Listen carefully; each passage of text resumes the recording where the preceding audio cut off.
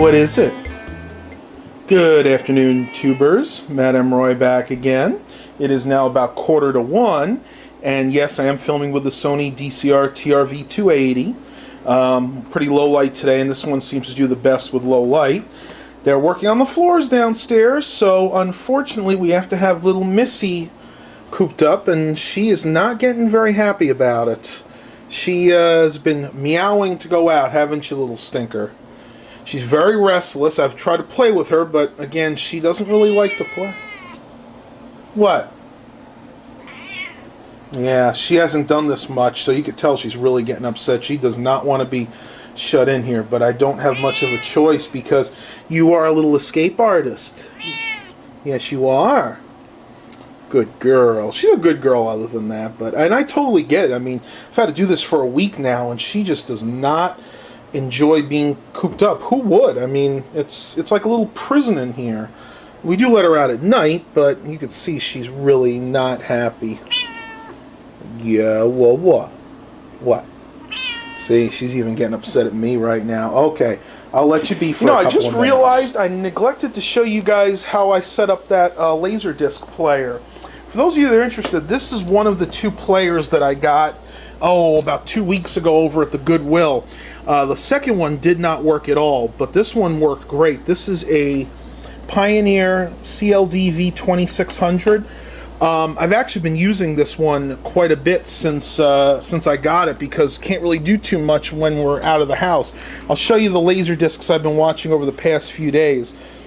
One of my all-time favorite James Cameron movies, The Abyss, came out in 1989. This is the special edition one, but oddly enough, this one came from Japan. You can see everything's in Japanese, and unfortunately, this one does have the subtitles. So, you know, it's great quality, but you have to get over the fact that you see subtitles every few seconds. If you guys get a chance to see this movie, I would highly recommend it. It's got Ed Harris, Mary Elizabeth Mastrano, I never can pronounce her name. Quite a few good actors in this, and one of the early James Cameron movies. It's even got Chris Elliott, and if you don't know who that is, there was a movie called Snow Day, made by Nickelodeon back in the day, and he was what they called the Snowplow Man. So excellent. I actually watched this movie yesterday. The day before that, I finally got to see Logan's Run. I've had this Laserdisc probably for a year or two, and I never got a chance to watch it. Everybody said it was a good movie. It came out in 1976, so I mean, it's one of those classic sci-fi movies. After watching it, I must say it's very unusual. The majority of it takes place in a fictional city, and was actually filmed in a shopping mall in Dallas, Texas. So it's kind of interesting. I won't give the whole plot away, but basically what it is it's the 23rd century. It's like post-apocalyptic, and when everybody hits 30 years old, they're expected to basically kill themselves. And he finds out that he has to go on the run. If you don't want to die, if you don't choose to die, you can run and try to save yourself. And unfortunately, nobody's actually been able to successfully do that. So he and this girl decide to run. You can see the different actors there. You can pause the video if you want to read that a little bit more. But very interesting. I won't give any more of it away in case you want to see it. Next is, oddly enough, another James Cameron movie. This is True Lies, with Arnold Schwarzenegger. I'm sure you guys are sensing a theme here. This came out in 1994. This is actually this is the first rated R movie I saw as a kid. In 1994, I would have been about 10 years old, and I probably shouldn't have seen this, but you know what? It's an excellent movie. Arnold Schwarzenegger, Jamie Lee Curtis. If you guys like spy kind of espionage movies, this is the movie for you. I won't give it all away, but there is a scene where Jamie Lee Curtis does a strip tease for her husband Arnold Schwarzenegger in this. One of the sexiest scenes I've ever seen in a movie. So, once again, this comes on TV all the time. But you know what? I love Laserdiscs because not only is it a good quality picture, I mean, look at this, guys. How many DVDs can you get with nice, full-length pictures like this? Shows you different scenes in the movie. When he's talking to Tia Carrere and she's in front of all her Persian statues. This is when she's talking to Bill Paxton. He's trying to convince her to go to Paris with her. I mean, this is just a fantastic movie. And again, another one I would highly recommend.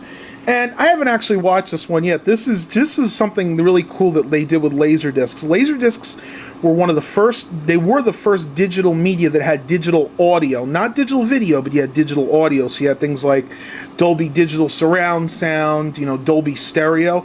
So back in the day, in the late 80s, early 90s, they were putting a lot of albums on Laserdisc. And this is one of them. This is the Eagles' Hell Freezes Over. A lot of good songs on here. And this is basically just music. I'm not even sure if there's any videos on this or not. This may just actually be music. But I've never actually watched this. I might get to do that today. Well, got a few things I got to do. We're going to run out and we're going to eat lunch around 2 o'clock at Golden Corral. I am going to let Miss Cassie out maybe for a few minutes because she is just going too crazy. And I'll talk to you guys a little bit later. I'll tell you guys, this absolutely drives me nuts about these newer printers, especially the HP PhotoSmarts. The 4x6 photo tray jams all the time. I sent a picture job from my phone using the HP ePrint app, and 9 times out of 10 it won't print until I adjust the paper in the photo tray. And I think a lot of it has to do with the fact that the paper gets a little bit of moisture in between it and the printer just can't take it up. Like, I just took it out and I basically rearranged the paper, and I don't know if you're able to see it or not. It looks like it's actually printing right now, I'm hoping. Yeah, you can see the job is actually coming out right now. But I'll tell you, HP has gone downhill so much ever since Carly Fiorina took over the company, but I won't get into why I don't like her. But yep, looks like it's working now, and I'll talk to you guys a little bit later. That was just a quick little rant. Alright, tubers, we got a lot of noise down here, but I want to give you an update. You can see they pretty much finished this whole area with the floor. They had to leave it blank here because we had to have some place to step. Up until this morning, we couldn't walk on any of this. So basically, to get upstairs, we had to walk and then just put our feet like this and kind of finagle our way upstairs. But now this is all dry, so we're pretty much good to walk on it. They're starting in the kitchen over here right now. You can see they put the border in around here. The border is going to be straight, but the rest of the floor is going to have this kind of tongue and groove pattern. You can see that they just finished here, so basically this is as far as I can step right now. All this tile is still wet, so basically if you have to walk here, I have to step just like that. But all the subfloor is down here, and it is looking really, really good right now. Haven't finished putting it there, and we still haven't done anything with the laundry room, which is going to be the very last thing to do. So just a quick update for you guys, and thank God they were able to get the stove in so we can actually start doing some cooking. Of course, that's going to be after we clean this thing. Look at this. This is what happens when you have construction. You get a lot of dust and debris flying around. But yes, that is awesome. We have a stove once again. Hello, LT. You guys ask me every day, quite a few of you, how's LT doing? She's doing all right. Still a little stressed out because of all the work. I can't get her to come upstairs at all. You want to come in, baby? Yeah, but unfortunately, you can see right there, she is pulling her fur out. So you are going to be getting a bath tonight, baby. I have no other choice. I think all the dust being brought up by the workmen are really getting to her. That gets in her fur. And she tries to clean it, but there's just too much there. So definitely going to be getting a bath tonight. I'm not going to film it this time because I don't want to overly stress her out. But if you guys are interested, you can check out a video I did probably about 4 or 5 months ago where I did a video of bathing her. And she's actually not too bad, except towards the end when she starts getting frustrated. Then she starts meowing and clawing to get out. I'm actually usually able to put her head underneath the faucet in the beginning. The water really doesn't bother her too much.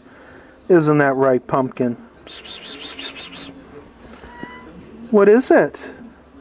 All right, we'll let you rest. I know you're a little nervous, girl. All right, tubers, time to check the fluids in my car, something I haven't actually done for a while. Let's check the, this is the brake fluid, which tiny bit low, but still near the safe level. Might top that off a few minutes if I can find some. Not sure if we have any in the garage or not. Let's see, power steering fluid. That's full. That's good. can look back there and see we got enough windshield washer fluid for the time being. This is my coolant, which looks full, but I'm going to check that anyway. You got to be careful. Never open this when your engine's been running recently, because especially with this one, this is not an overflow. This is actually connected to the radiator, so there's actually pressure under this. And that is full, so we're good there. I'm going to go ahead and get a paper towel and check the engine oil and the tranny fluid. Alright, let's see if we can do this one-handed, kind of check the engine oil here. Let's see. Yeah, I'm going to have to put the camera down. I'm going to try this one more time. Alright, I don't know if the camera will make that out or not, but the engine oil is full. And you can see it's nice and clean. It's a really nice kind of copper color, which is exactly what you want. So that is a really good sign my car's not losing oil.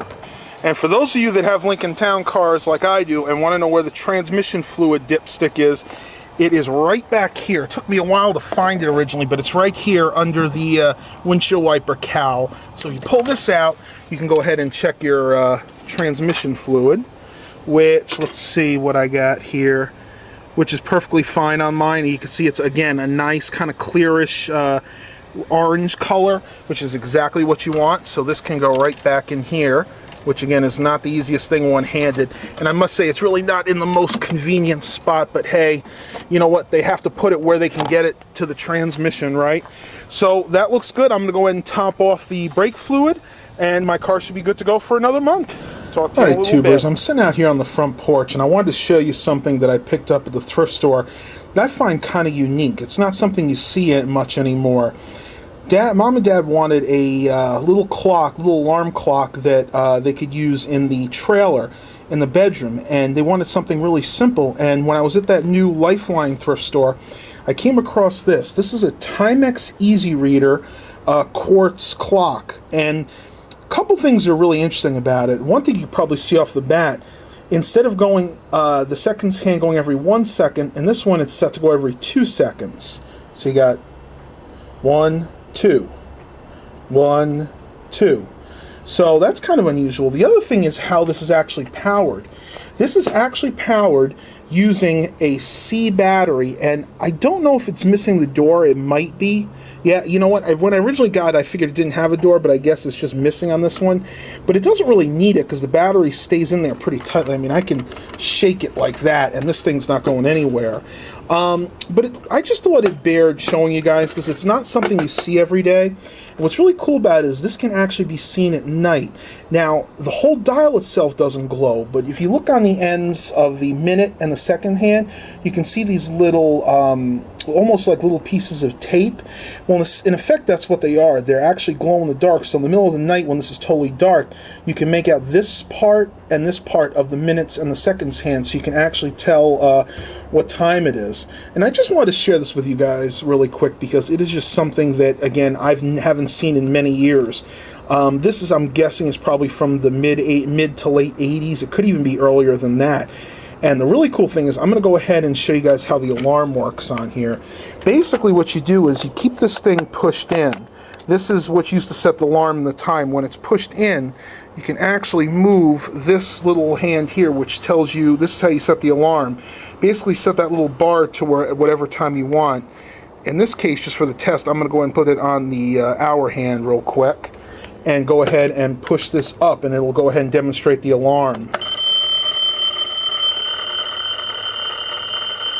Which is nice and loud, and that's cool because in our family we're pretty sound sleepers, but you can tell that this is not anything digital. That's actually a bell in there that's being hit. I don't know if you can actually see it or not, but basically that's not a digital sound. There's actually electronic a bell in there that's being moved around the cylinder, and that's what's actually making that alarm sound. So I hope you guys found this really interesting. I thought it was, and for $1, I couldn't resist getting this. All right, YouTube. Well, that's going to be all I have for you today. Hopefully, I'll get to some more better vlogs in the future. I'm sorry, I'm kind of running out of things to vlog about, but definitely going to be vlogging when we're out of town, and I think you guys will really enjoy some of the things I have in store for you. Hope you enjoyed it today. Please remember to like and subscribe. And as always, have a blessed day, everybody.